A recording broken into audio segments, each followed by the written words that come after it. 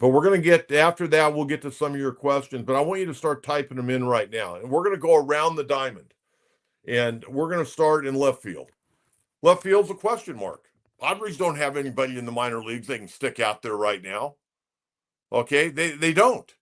So you're going to have to spend some money on left field, unless you go out and sign David Peralta, to a bargain basement deal and give him $8 million. And I'd like Peralta back, but he can't be your everyday guy.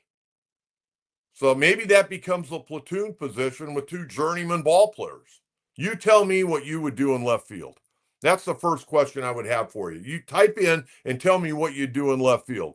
Center field, we got an all-star. Right field, we got an all-star. Nothing to talk about. Jackson Merrill continue to work hard, should get better, going to get stronger. You're going to get that man strength. And the guy hit 24 home runs. Nobody expected that. I didn't, you didn't, and I don't think Jackson Merrill expected that. But he's going to get better. I just hope he doesn't come back and try to look at his stat sheet from 2024 and compare it and try to do better. Just come back and play baseball the way you do. Okay, he was a hell of a player, hell of a teammate, fit in well, acted like a veteran, played like a veteran. Probably tried to do a little bit too much like the other guys did in that series against the Dodgers as things started to tighten up. And then you got Fernando. Fernando, fantastic. And again, I keep praying. That Fernando will play an entire season. Don't give me 162 games. Give me 150. Give me 150 games next year. And let's see what kind of numbers this guy can put up. And get back. Hopefully that hip's healthy and he can start running again, because he could be just a great catalyst. And I still think, I don't know what you think, I still like to see him lead off. I really would. It's kind of like Ohtani. They lead Ohtani off because they want it to be 1-0 in the first inning, and they're hoping Ohtani can take one out of the yard before the second batter ever steps in the batter's box. I would love to see Fernando back in that leadoff spot. And the reason why, to me, and maybe it's only me, you tell me, because this is an interactive show, I think he plays with higher energy when he's a leadoff guy. It just seems like he's more engaged. Is that me, or am I dreaming on that? You tell me. Okay, so we got a question mark in left. We got an all-star in center, and we got an all-star in right. No question about it. Now we go around the diamond. We'll start at third base. Manny Machado locked up to 2033. Okay, we're going to see Manny in his early 40s still playing the hot corner, probably DH or play first by then. But Manny's under a long-term contract. Now we go to shortstop. Major question mark.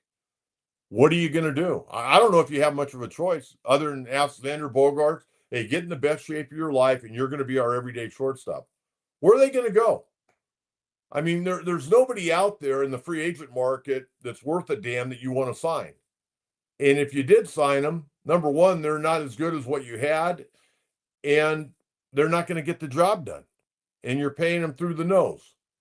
I mean, the shortstops are just ridiculous. The only way you're going to get a shortstop, if you're not going to go with Bogaerts, is through a trade. And who the hell are you going to trade? Well, I'm going to tell you in a minute. Second base, you got a question mark.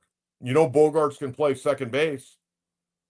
If you keep Cronenworth, you put him at second base, and you let Arise this year play first base. But Arise for me is the DH. Okay, probably the DH for me.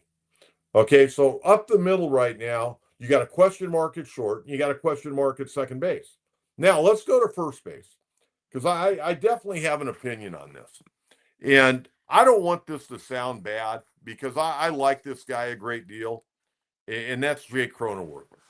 Cronenworth's a good dude. He plays hard, but I think it might be time for the Padres to go a different direction. When I look at Jake's numbers this past year, they were okay. They were okay. But the last 3 months, he faded down the stretch. I'm going to share with you the numbers.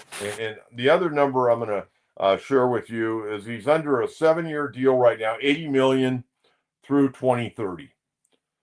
Jake Cronenworth's going to be turning 31 January 21st. Okay, so you've got him under contract for a while. I guess my question to you, could you keep Cronenworth at first base? Yeah, you could, because really when you break that contract down, it's fairly affordable. But because it's fairly affordable, it's very tradable. And I think you've got to upgrade first base. I mean, I look at Cronenworth's numbers this past year: 241, 17 bombs, 83 RBIs. Postseason, he was dismal.